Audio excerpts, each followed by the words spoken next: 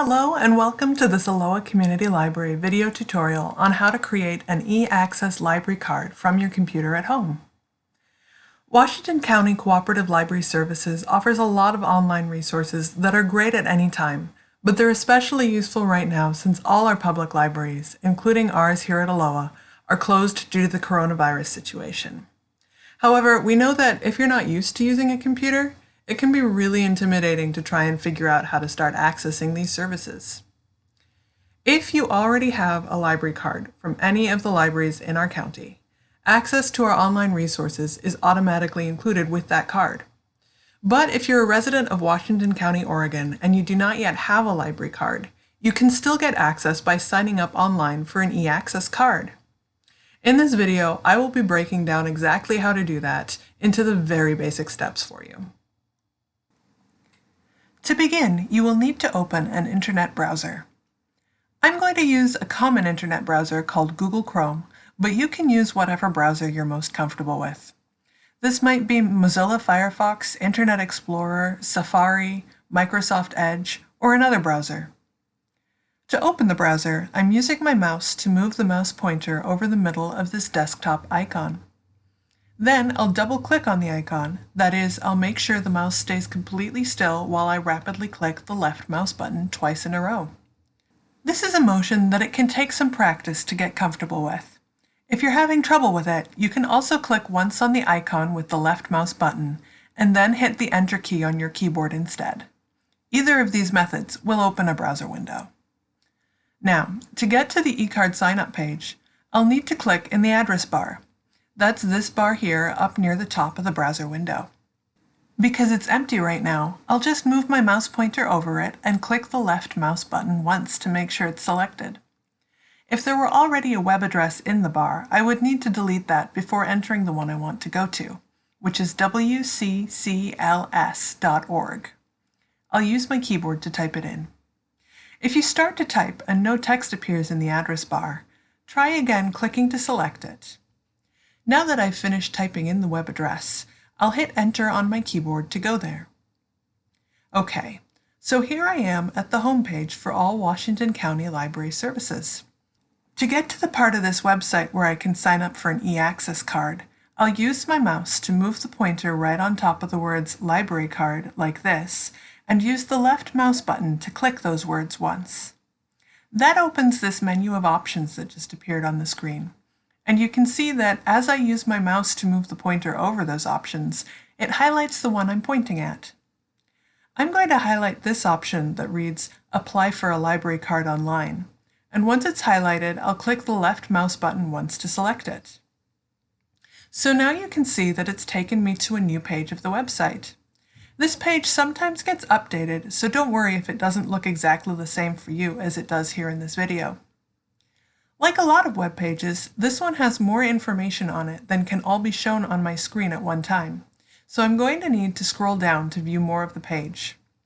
There are several ways to scroll through a web page, but if you don't have a favorite technique yet, I recommend using this scroll bar over at the right-hand side of the screen. I can use the mouse to point at this darker portion of the scroll bar, then press the left mouse button down without releasing. As long as I haven't released the button, I can now move my mouse up or down and the page will move along with it, like this. Once I release the button, moving the mouse no longer causes the page to move.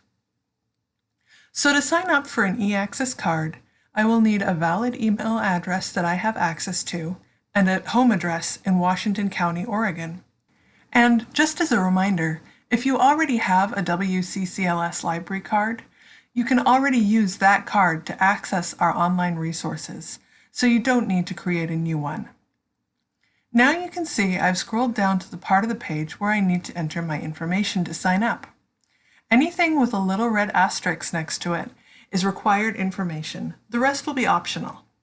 So to enter my information, I will use the left mouse button to click once in each of these boxes like so.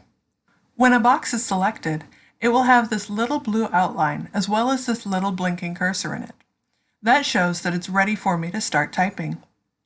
Now I'll use my keyboard to fill in the information the form needs. If you make any mistakes during this process, you can easily go back and fix them. Just click back in that box and then delete the mistake using the backspace key on your keyboard.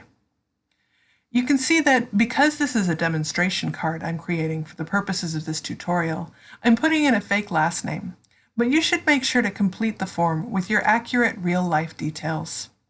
I'm also entering the library's address, but you should enter your correct home address.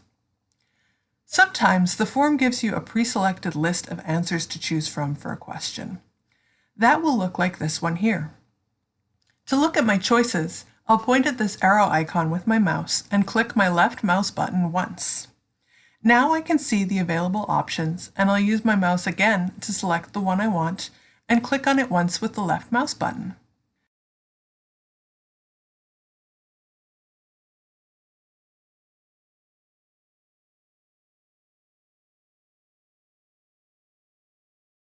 Now I'm going to create a password that I'll use along with my e-access card number once it's issued to log into library resources online. There are two tools here to help me create a password.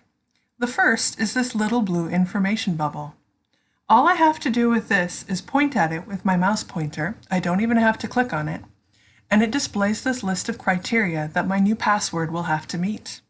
If it doesn't, for example, if I try to include a space in my password, which you can see isn't allowed, it won't accept it when I'm done with the form, and I will have to pick a different password to use.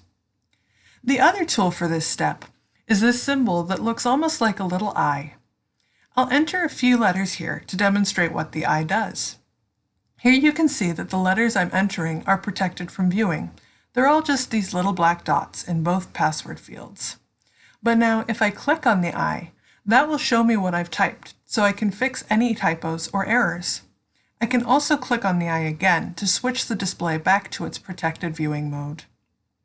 Once you pick a password, you should write it down in a safe place so that you don't lose it. The last thing I need to do before I submit this form is to confirm that I'm not a robot, which tells the system that I'm a real person and not an automated computer program trying to create a card all by itself. To do this, I'll use my mouse to hover over this box, and I'll click the left mouse button once to check it off. Now I'm ready to submit my e-access card application form. I'll move my mouse pointer over this button that says Submit, and to send in my completed application form, I'll once again click the left mouse button once. If nothing seems to happen when you click on the Submit button, it might be that you've forgotten to enter an answer for a required field. You can use the scroll bar to scroll back up the page to check for what you've missed, then try again. Now my new e-access library card number is displayed here on the screen. It will also be sent to me at the email address I provided in the form. Since there are a lot of different email providers and a lot of different ways to access your email inbox, I won't demonstrate in this video how to go to open that email. But however you usually check your emails at the email address you provide should work for you. And just like with your new password, you should write your new e-access card number down in a safe place because you will need both of those to access our online resources. Congratulations! You've now reached the end of our Aloha Community Library video tutorial on how to register for an e-access card that you can use to get started with our online resources. If you have further questions about this process, leave them in the comments or email us at info@alohalibrary.org and we'll do our best to help you with them. Thanks for watching.